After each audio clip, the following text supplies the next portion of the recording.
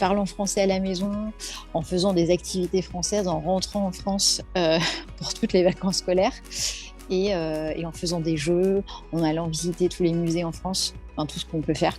Et on échange en fait à un cercle d'amis relativement français, donc on maintient en fait cette culture française. Pouvoir garder le lien avec la culture française, il y a comme Sarah le CNED. Donc voilà, ça c'est une solution internationale, de toute façon on peut y accéder, c'est des cours en ligne ou à distance, il n'y a pas de problème. Et il y a l'Alliance française où il y a d'autres instituts de cours de français qui ont ouvert et qui du coup dispensent des petits cours de français pour les enfants qui sont issus de couples mixtes ou qui ne sont pas scolarisés en école française. Donc je pense qu'il y en a dans d'autres pays qui dispensent des cours en français et ça peut être pas mal aussi pour garder le lien quand on n'a pas les enfants à l'école française.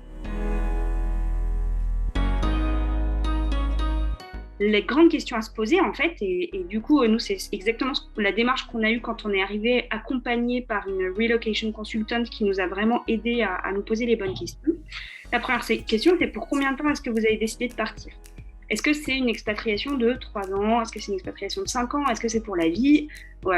Et voilà, et on ne sait pas. La deuxième question à se poser, c'est effectivement, quel est le niveau scolaire de l'enfant ? Est-ce que, ce qui était notre cas, par exemple, Adrien, notre grand, il rentrait en CP, donc il apprenait à lire et à écrire. Nous, on nous a invités à nous poser, donc que j'invite à se poser aussi, c'est quelles sont un peu les étapes charnières en termes d'éducation ou de vie scolaire où il peut en être. Et puis après, il y a aussi une question de moyens, parce que, en tout cas, à Amsterdam, les finances ne sont pas du tout les mêmes en fonction des systèmes qu'on va choisir. Comme je le disais, l'école néerlandaise, elle est gratuite. Le lycée français, il faut compter 6 500 € par élève par an, qui n'est pas très cher, je crois, par rapport aux US.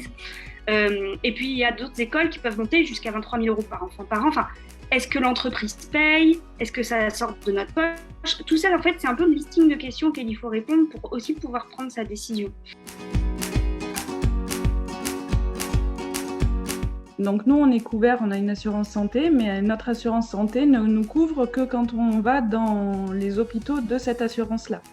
Donc c'est pas comme en France où on peut aller n'importe où et puis après on est remboursé. Donc il faut faire vraiment attention et prendre les choses à l'envers par rapport à la France. Et on commence par regarder où on est assuré, où on est couvert et ensuite on peut y aller.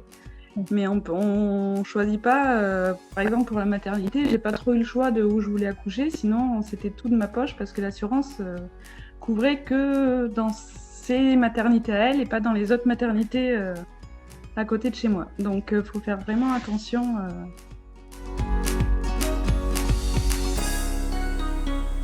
Tout est hyper centralisé. Donc ça, je crois que c'est un peu comme au UK.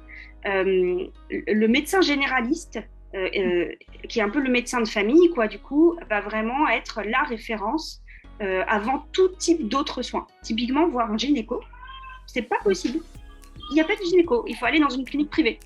Voir un dermato, c'est pas possible non plus. Enfin, voilà, il faut systématiquement passer par le généraliste et c'est lui qui, quelque part, derrière, va établir, si besoin, un chemin de santé et si pas besoin, du paracétamol et ça, on sera déjà très content, quoi.